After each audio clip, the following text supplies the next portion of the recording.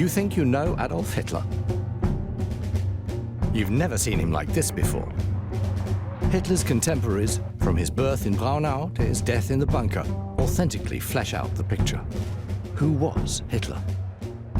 Hitler neither finished school nor had any vocational training. He occasionally lived in homeless shelters or on the street. He refused to pursue a regular job. To this day, it seems inexplicable that he could come to power.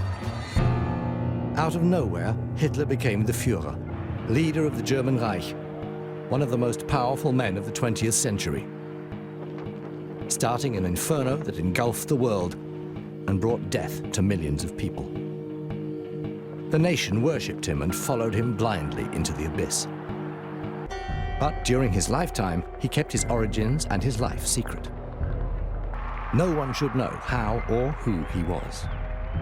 Fascinating and oppressive accounts from companions, friends, and enemies, as well as the most extensive collection of archive material ever shown.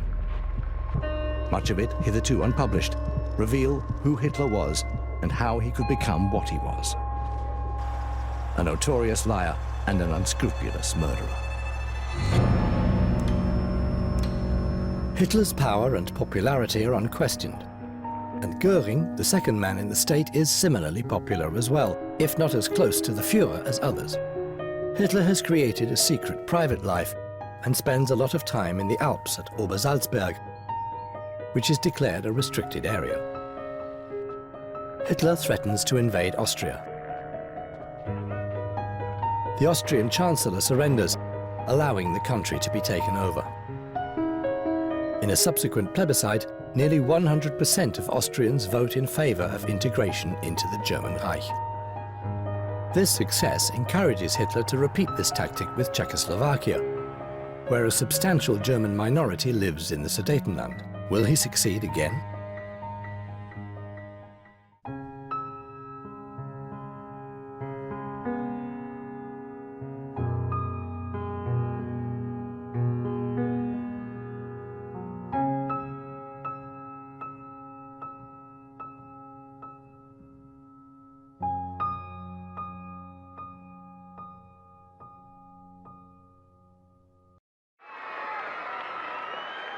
Has anything like the Third Reich ever existed before?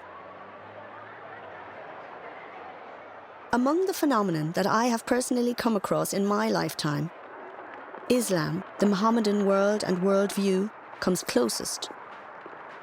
The word Islam means devotion. It is the same thing as what is expressed by raising one's hand in the Nazi salute in the Third Reich. I am yours in life and in death. Islam is the higher ideal of the two, because it is nobler to serve God than a country or a race.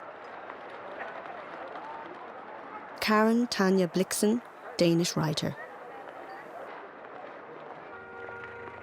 He has managed to captivate his people using a mystical band that is not even dependent on the National Socialist Party that helped him into power. I often have the opportunity to experience this, indeed in all social circles. Robert Coulondre, French ambassador to Berlin, 1938 and 1939.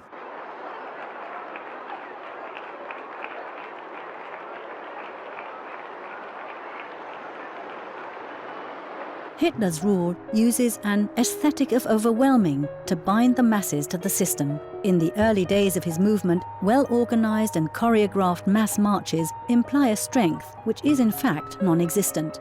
After the seizure of power, he employs uniforms, dramaturgy, lighting effects known as cathedrals of light, and military pomp to amalgamate and unify the hurriedly summoned masses to a picture of strength, power and violence. Of the facts themselves, there was no doubt. He had restored to Germany her self-respect and recreated orderliness out of the chaos and distress which had followed her defeat in 1918. Neville Henderson, British Ambassador to Germany. The year 1937 is the quietest of Hitler's 12-year reign.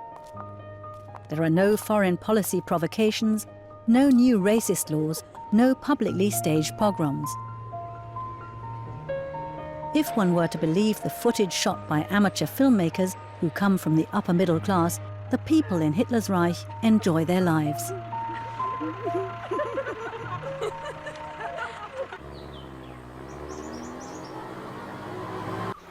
For Hitler, driving is now only possible on the motorways, where the stewards are strictly prohibited from informing anyone en route or in the neighboring villages by phone. Otherwise, he would have to fly or travel by train. But to pay a lady a private visit in Munich, or anywhere else for that matter, is completely impossible. Henry Picker, Senior Executive Officer, Table Talk at the Wolfschanze Führer headquarters. When you meet the Germans, you will probably think they are very much like us. They look like us. Except that there are fewer of the wiry type and more big, fleshy, fair-haired men and women, especially in the north. But they are not really so much like us as they look. Instructions for British servicemen in Germany, 1944. Germany report of the German Social Democratic Party, March the 12th, 1938. Inasmuch as the attitude of a whole nation can be summed up in a single formula, one could say something like, Hitler has the consent of the majority of people in two essential questions. He has created employment and made Germany strong. There is a great deal of dissatisfaction with the prevailing conditions, which, however, only applies to the worries of everyday life, and in most people has not led to fundamental opposition to the regime.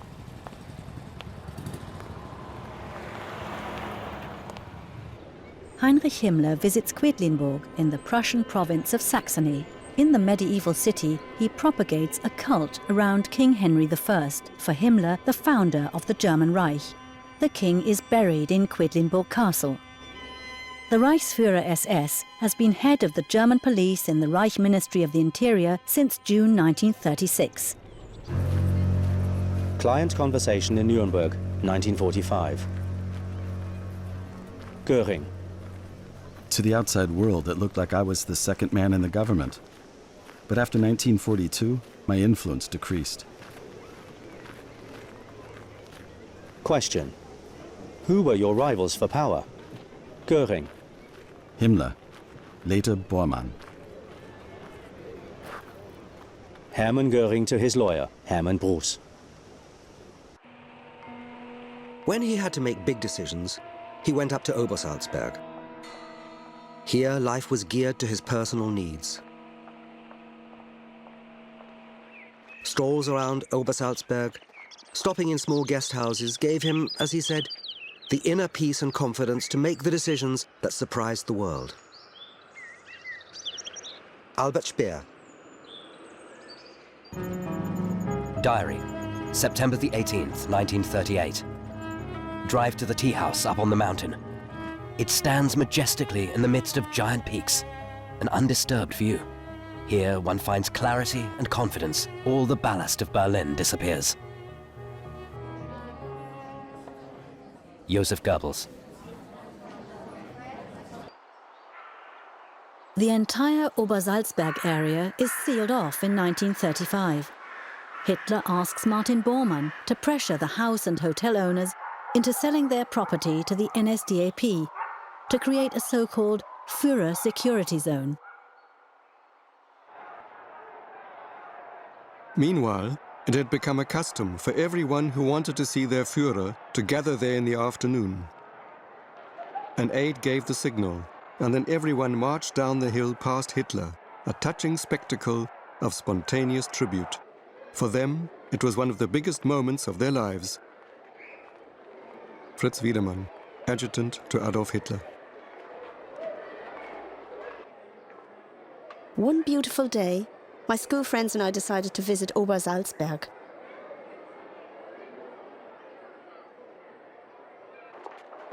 Suddenly, Hitler appeared in front of his Berghof residence and greeted the lines of people. When we students from Munich reached where he was, an aide ran down. He told us, "The Führer wants to greet you." We followed him to the Berghof. Hitler stood there and shook our hands. He asked, "Do you want to have tea with me?" We found that really exciting, and we were led onto the terrace. Elisabeth Nuller-Neumann, student in Munich.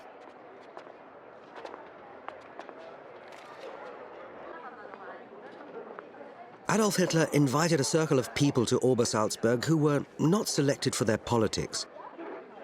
He chose those who were agreeable to him and would not disturb his thoughts with political discussions. Thus, the circle was made up of artists, some women, Fräulein Braun, mostly the secretaries, the personal and army adjutants, Ambassador Hevels, Sepp Dietrich, Professor Morel, Esser, and their wives. Bormann, Brandt, and I were also members of this circle. Albert Speer. Usually, straight after dinner, there would be a discussion. After that, there was a stroll to the little tea house, half an hour's walk away from the Berghof. Hitler led the way with the honored guests. The others followed far enough behind to be out of earshot. The party met again on a plateau beneath a tea house that had a wide view of the Alps. The way back to the Berghof was always by car. Christa Schröder, Hitler's private secretary.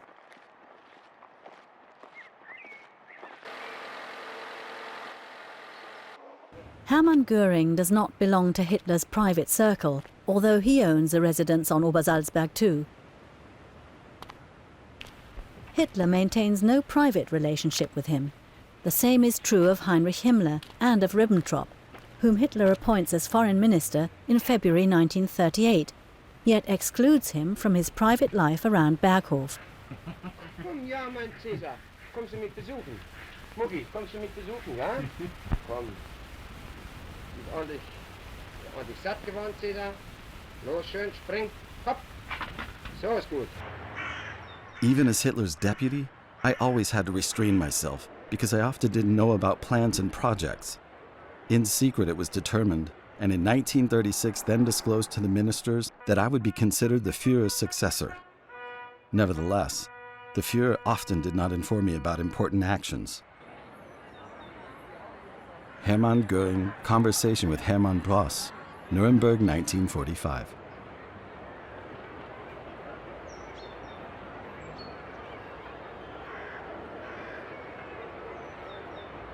Volksschanze, Führer Headquarters. Lunch, October the 27th, 1941. The Reich Foreign Secretary is at present hunting pheasant in Sudeten Germans. This fact once again gave the Führer cause to pour scorn on the royal hunt.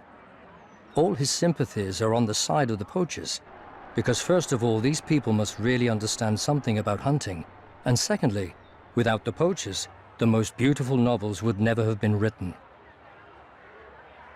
Werner Köppen, Adjutant to Reich Minister Alfred Rosenberg.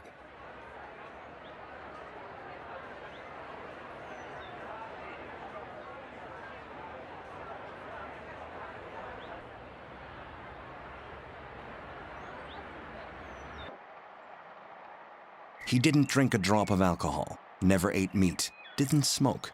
His asceticism was real and not artificial. Hans Frank, Reich Legal Director. He ate only vegetarian dishes, usually an enormous plate of carrots, peas, asparagus, onions, leeks, sliced kohlrabi and potatoes, all mixed up together in a thick white sauce. Sefton Delmer, British correspondent for the Daily Express in Berlin.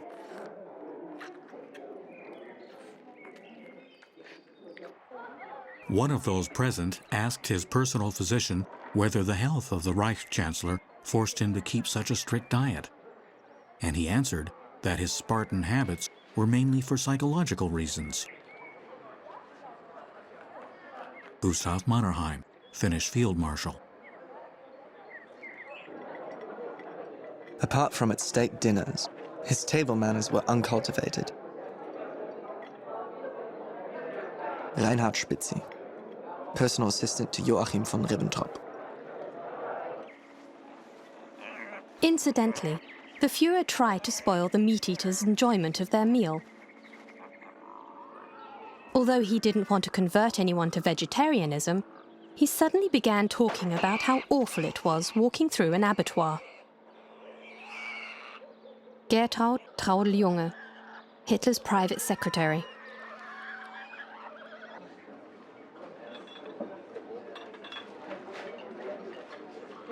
After the meal, there was black coffee, but nothing to smoke. Tobacco was banned from the entire chancellery, even in the toilets. Reinhard Spitzi.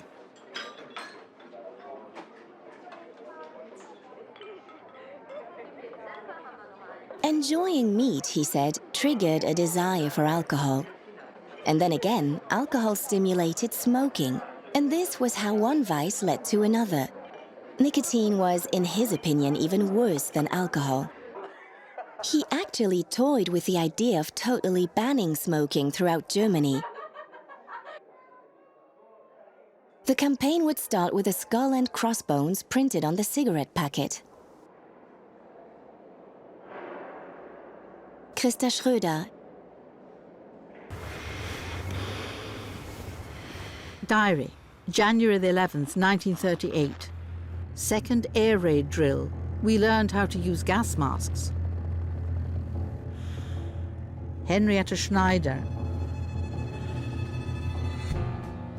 Air raid drill at a factory against an attack with conventional and chemical weapons in Brunswick. Founded in April 1939, the Reich Luftschutzbund, or State Air Shelter League, unites all air raid activities. At the lowest level, it consists of volunteers from local communities and, at municipal level, the fire brigades. In 1939, 15 million people are brought together in the Luftschutzbund. During the war, the air raid community is mainly formed of older men and single women.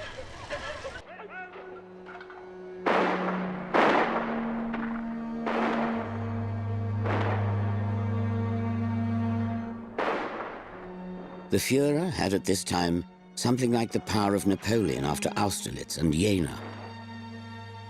Winston Churchill, member of the British Parliament.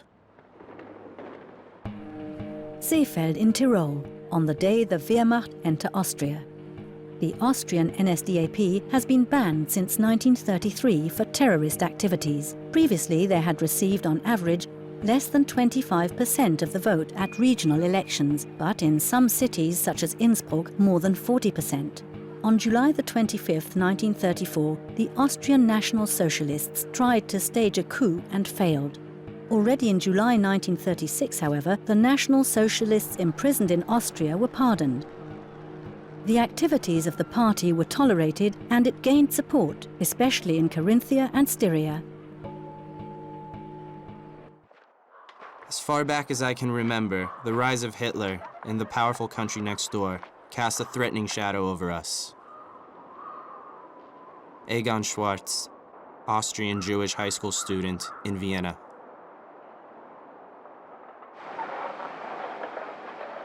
People knew about Dachau and Oranienburg. They didn't like to talk about it. Kurt Schuschnigg, Austrian Chancellor. Apart from his resolve to bring all Teutonic races into the Reich, as so plainly described in Mein Kampf, Hitler had two reasons for wishing to absorb the Austrian Republic. It opened both the door of Czechoslovakia and the more spacious portals of southeastern Europe to Germany. Winston Churchill, the Second World War. Führer's order, March the 11th, 1938, 8:45 p.m. Operation Otto. The demands of the German ultimatum to the Austrian government have not been fulfilled. To avoid further bloodshed in Austrian towns, the march of the German armed forces into Austria will commence at daybreak on March the 12th. Adolf Hitler. On Friday, the 11th of March, 1938, Austrian radio broadcast a program of light music. It was 7:45 in the evening when the announcer suddenly interrupted. The Chancellor was going to speak. Kurt Schuschnigg said that in order to avoid bloodshed, he would capitulate to Hitler's wishes. He ended his speech with the words, "God protect Austria." Dr. Edward Bloch, the Hitler's family doctor, written in US exile, March the 15th, 1941.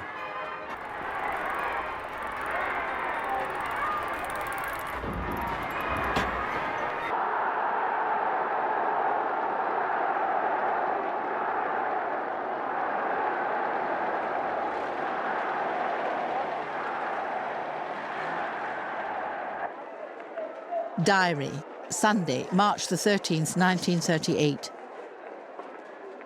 In the evening, the announcement of the new law for Austria, issued by the Führer in Linz. Adolf Hitler is now also the commander-in-chief of all troops in Austria. Henrietta Schneider. If it is still claimed today that Hitler occupied Austria against the will of the Austrians, that doesn't coincide with my observations. Fritz Wiedemann, adjutant to Adolf Hitler.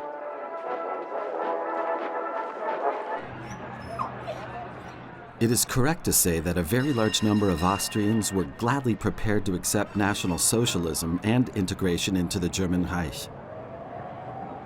This number is made up of all those who were disappointed with the politics of compromise of previous years and who doubted that Austria would be able to hold out against National Socialism. Those who expected liberation from what they called clericalism, and above all, those who felt threatened by the Jewish menace. Ernst Rüdiger Starhemberg, leader of the Austrian Home Guard, from March 1938 in exile.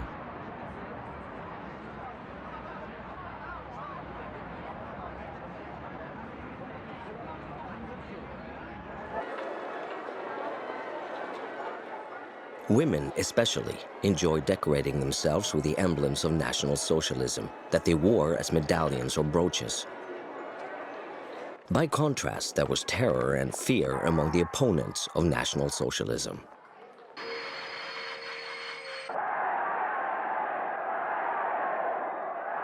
The fear was particularly acute among the Jews and led to hasty actions and suicides. Egon Basch, St. Pölten, German-Austrian Jew.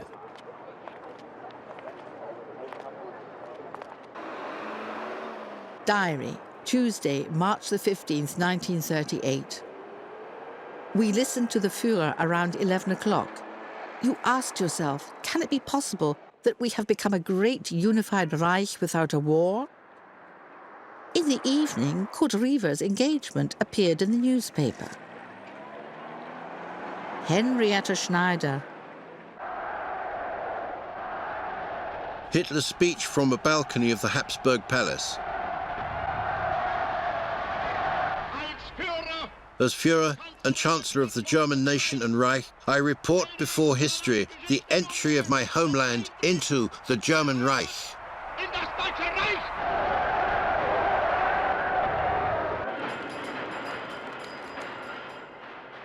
On March the 25th, 1938, Hitler begins the last election campaign of his life.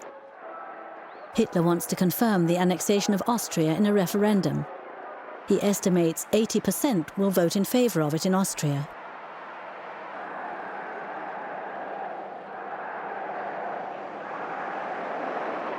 With a public information film, the population in what is now the Greater German Reich is informed how and above all where they should mark their crosses in the plebiscite.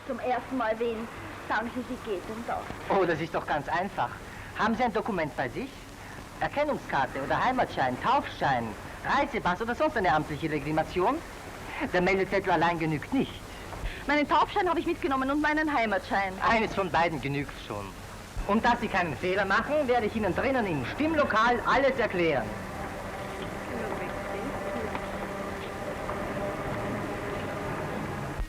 Also jetzt passen Sie gut auf. Der Herr, der dort hinter dem Tisch sitzt, das ist der Wahlleiter. Zu dem gehen Sie hin und sagen Ihren Namen und Ihre Adresse und zeigen ihm Ihr Dokument. Josef Berghofer, Hauptstraße 43. Sehen Sie, einer der Beisitzer schaut jetzt nach, ob der Wähler in der Stimmliste enthalten ist. 412. Jetzt bekommt der Wähler einen Stimmzettel und einen Briefumschlag, mit dem er dort in die Stimmzelle geht. In der Stimmzelle macht man da mit dem Bleistift in den großen Kreis, bei dem ein Ja steht, ein Kreuz, und in den großen Kreis, bei dem ein Ja steht, ein Kreuz.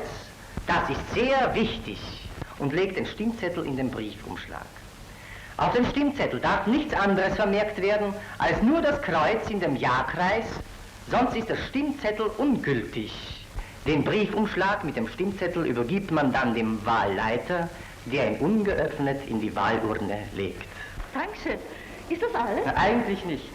Denn nachher, wenn Sie abgestimmt haben, müssen Sie nach Hause gehen und dafür sorgen, dass auch alle Ihre Bekannten rechtzeitig zur Abstimmung kommen.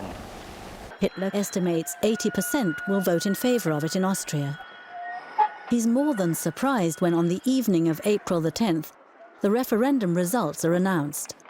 99.75% have voted for the Anschluss, more than in the Old Reich.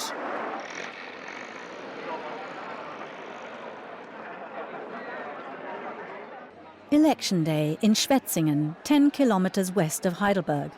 On April the 10th, 1938, in combination with the plebiscite on the annexation of Austria to the German Reich, an election for the now Greater German Reichstag takes place.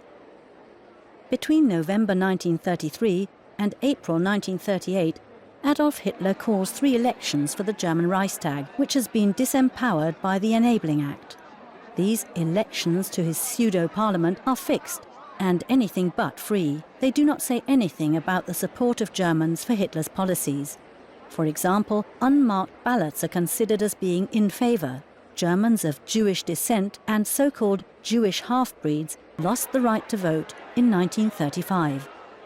Between March 1933 and April 1942, Hitler convenes the powerless parliament to confirm his policies just 19 times.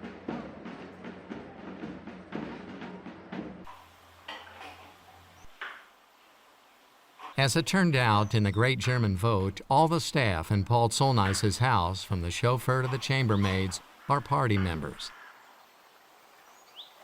Everyone is reeling from the euphoria that occurs with the typical signs of an epidemic. Even those far away are exposed to the contagion. Frank Thies, German writer, Fragments of Historical Experiences. All laws enacted before then, including the Jewish acts that were passed in 1935 in Nuremberg and later strengthened and significantly extended, would be transferred at once and with full force to the new territory, and its entire state and social life turned upside down overnight. Egon Schwarz, Austrian Jewish high school student in Vienna, later historian.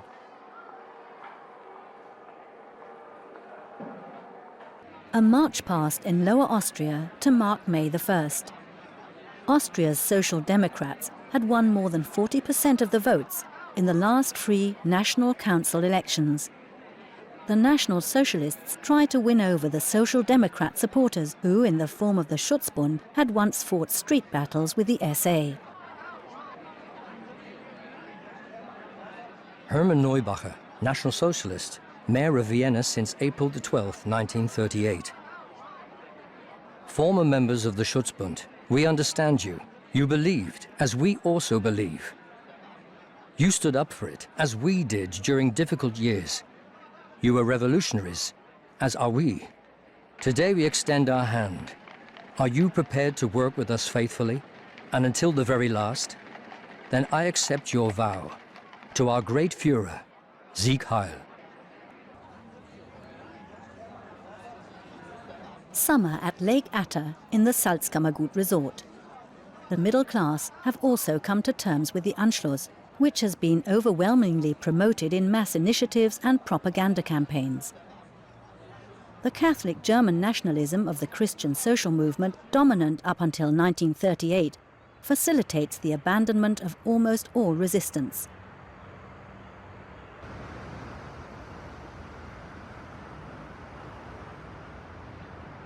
Hitler has imprisoned the leading politicians of the Ständestaat, the corporate class state, as, for example, the mayor of Vienna, Richard Schmitz, and ex-chancellor Kurt Schuschnigg.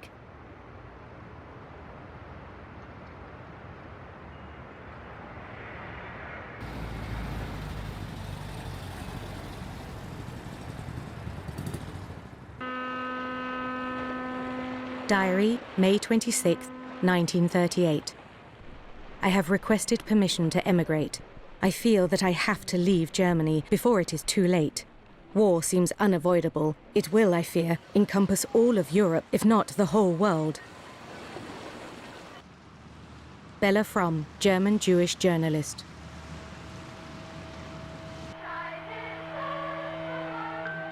Membership in the Hitler Youth ends at the age of 18, in the Federation of German Girls at 17.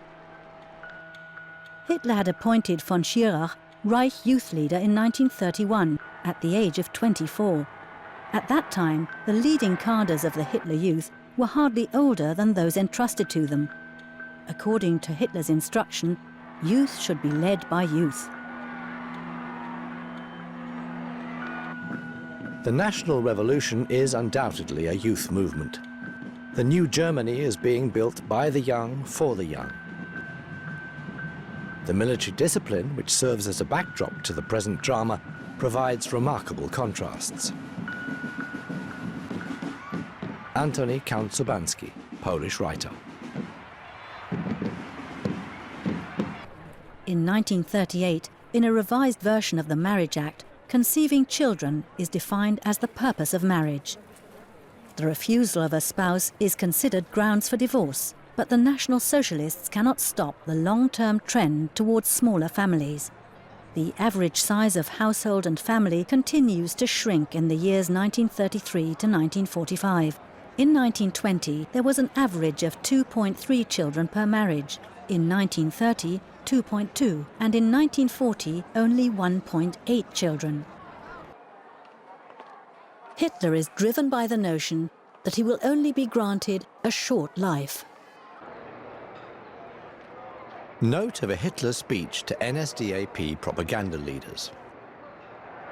He, Hitler, did not have much longer to live, according to human estimates. People did not grow old in his family. It was therefore necessary to solve the problems as soon as possible so that this would happen during his lifetime. Only he was able to do this. Waldemar Vogt, provincial propaganda leader, Main, Franconia. My personal last will and testament. In the case of my death, I dispose that my remains be buried in the right-hand temple of the Eternal Guardhouse. My coffin should resemble the others. That my entire estate be left to the party. To Fräulein Eva Braun, Munich, a lifelong allowance of 1,000 marks per month. To my sister Angela, Dresden, a lifelong allowance of 1,000 marks per month. To my sister Paula, Vienna, a lifelong allowance of 1,000 marks per month. To my stepbrother Alois Hitler, the lump sum of 60,000 marks. To my trusted Julius Schaup, the lump sum of 10,000 marks and a lifelong monthly pension of 500 marks. I appoint the Master of the Treasury as executor of this testament. In the case of his death, Martin Bormann. Berlin, May the 2nd, 1938. Adolf Hitler. Trapau lies near the German border. Whenever we came up to the border, several in the group broke away, ran across the borderline, and kissed the German earth. Later, I learned that these children were ethnic Germans who were raised to love Germany. Ruth Elias, Czech Jew.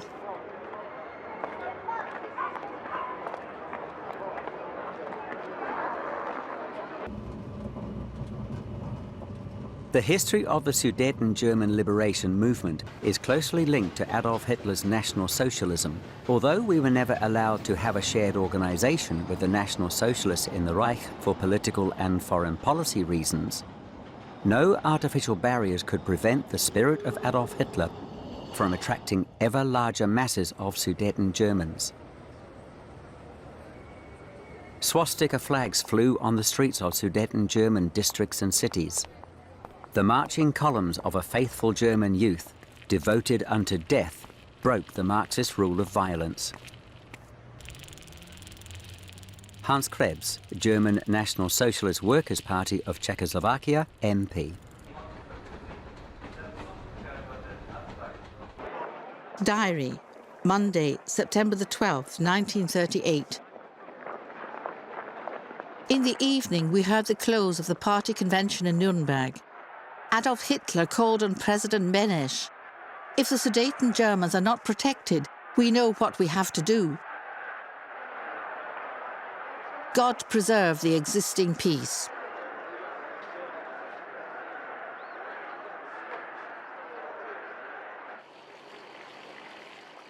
Diary, Thursday, September the 15th, 1938.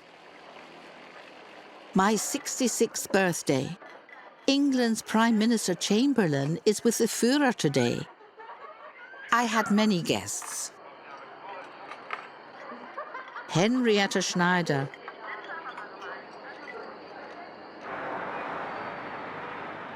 The British Prime Minister made a really good impression on our people. But unfortunately, he wasn't the right man for Hitler.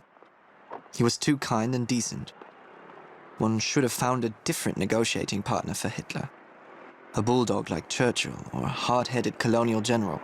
A negotiator like that would have made more of an impression than benign Uncle Chamberlain with his umbrella. Reinhard Spitzi, personal assistant to Joachim von Ribbentrop. Speech in the Berlin Sportpalast, September the 26th, 1938. I also want to declare now, before the German people, that with respect to the Sudeten German problem, my patience is now exhausted. I have made Mr. Beneš an offer, peace or war. Either he finally gives the Germans their freedom, or we will come and take this freedom ourselves. Adolf Hitler.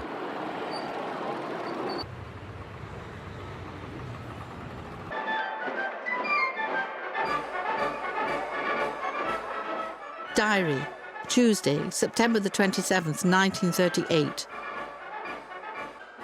Hitler spoke to the German people last night. If Beneš doesn't accept his offer, we'll move in on October the 1st. That means war. Henrietta Schneider. There were various different tones to these discussions. Hitler found friendly words of recognition for Chamberlain, and Lotus spoke the oft-quoted sentence, "We don't want any Czechs." Paul Otto Schmidt, interpreter for Adolf Hitler. Diary, Wednesday, September the 28th, 1938.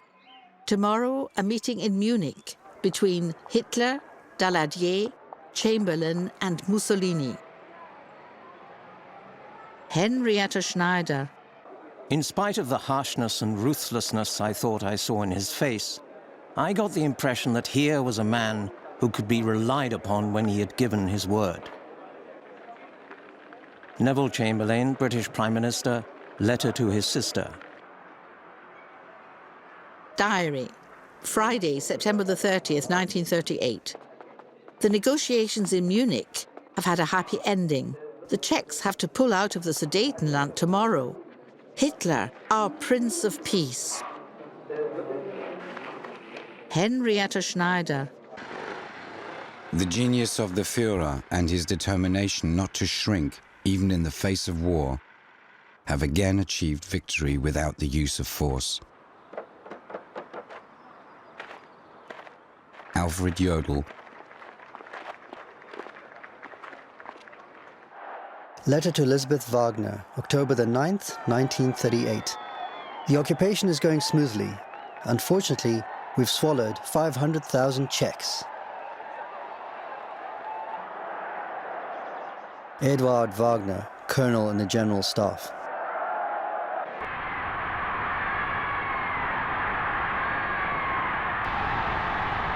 The increasingly heady atmosphere of the days of the occupation has already ebbed away.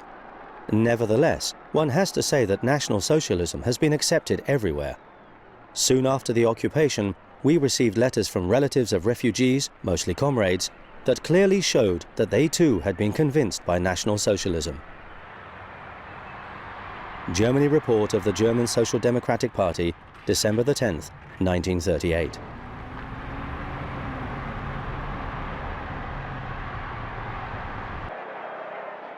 Everyone concurs that the Munich Agreement is Hitler's victory. But Hitler himself sees it as a defeat. He would have preferred to gain what he's achieved by force rather than peacefully. Sudeten German Diary, October the 19th, 1938. On the order of our Führer, we've been able to occupy a new piece of Germany for Germany. We were all prepared to give our best, including our lives, for this task.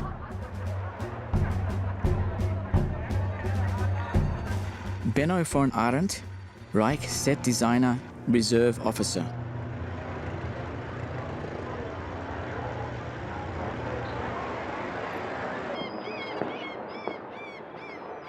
Protocol of Interrogations in Berlin Gestapo Office, November the 21st, 1939, 8:30 a.m. In autumn 1938, the working class generally expected a war. After the Munich Agreement, the working class was quiet again. I was already convinced last year that the Munich Agreement would not hold and that war was unavoidable. George Elser, failed assassin of Hitler in November 1939.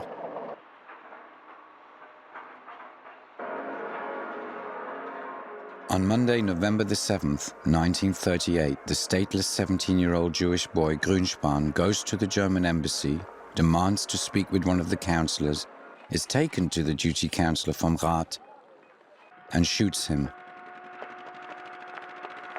Grünspan describes the motive for the act as wanting to take revenge for his fellow believers, for the Polish Jews forced out of Germany.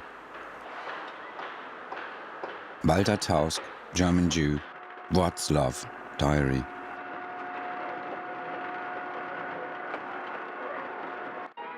In Munich, the failed putsch of 1923 was celebrated with great pomp. The SS marched through all over the city.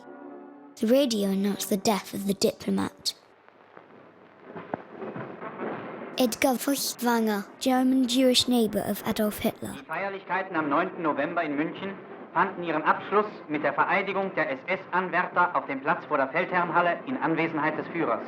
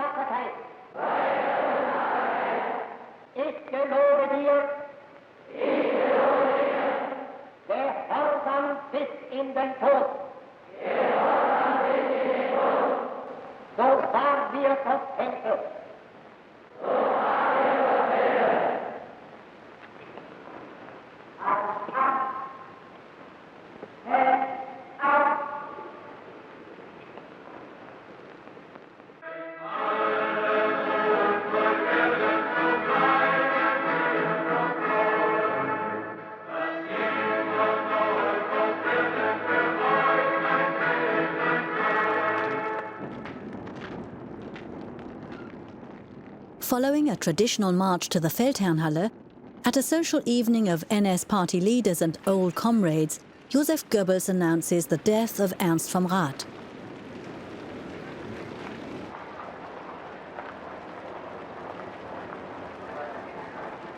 I go to the party reception in the Old Town Hall.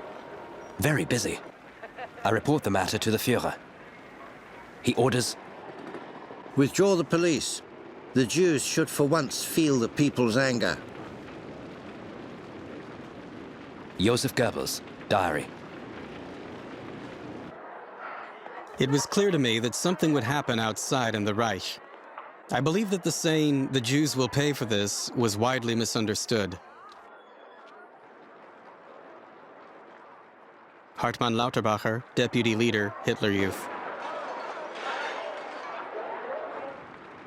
Diary, November 1938. In the night that brings the news of the death, a pogrom breaks out all over Germany.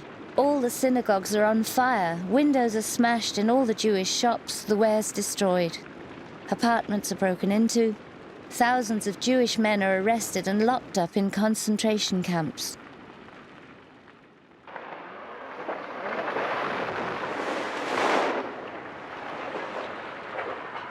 Kita Kollwitz, painter and sculptress.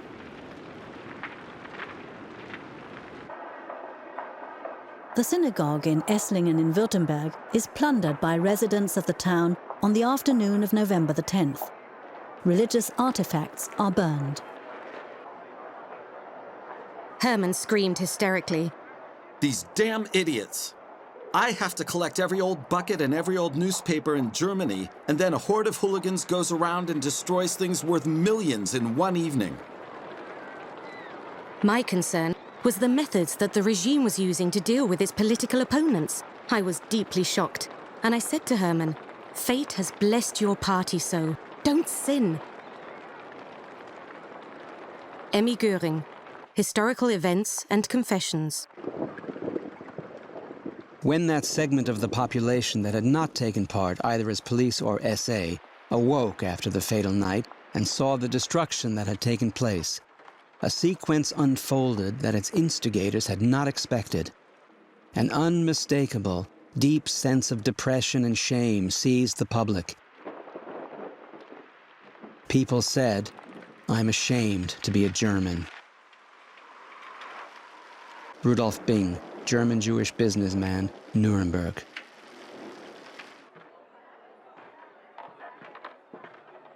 November the 10th, 1938. Meeting in the Ministry of Aviation. Göring again openly expressed his reluctance, but nevertheless issued an abundance of repulsive regulations. Things like Jews should not visit theatres, museums, and beach resorts, and shouldn't drive cars. Göring said himself in the meeting, he wouldn't want to live in Germany as a Jew anymore. Hans Kerl, official in charge of special tasks in the Economics Ministry, Memoirs. As with the Night of the Long Knives, we considered the Kristallnacht to be an unavoidable peripheral phenomenon of the otherwise accepted National Socialist seizure of power, which only now began to reveal its revolutionary character. Rudolf Wolters, architect, employee of Albert Speer. Entering public parks is forbidden to Viennese Jews, along with the Schönbrunn Palace Gardens. In the districts of the German Ostmark, as in the rest of the German Reich, the Nuremberg race laws apply. Between March 1938 and May 1939 alone, 100,000 Austrians of Jewish descent leave their home country, with most having to abandon almost all their property. By 1942, another 30,000 will emigrate or flee.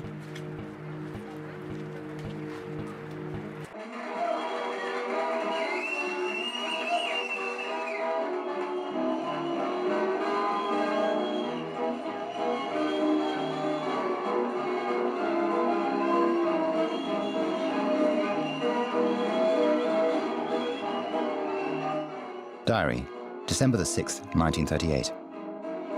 A boycott has been issued against Jews throughout the Reich. The ban against Jews in Berlin applies to all theatres, cinemas, cabarets, concert and lecture halls, museums, fairs, the radio tower, the Deutschlandhalle and the Sportpalast.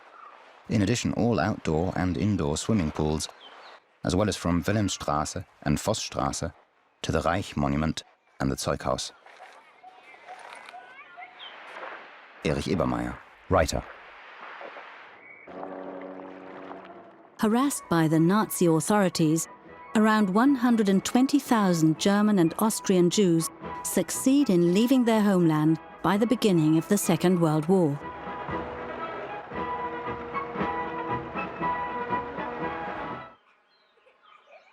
I used my final days in Germany to bid farewell to my old homeland. With my children, I walked through the spring along the old familiar paths through the forests and fields, where every tree and every house had associations. Never again in my life would I walk on these paths.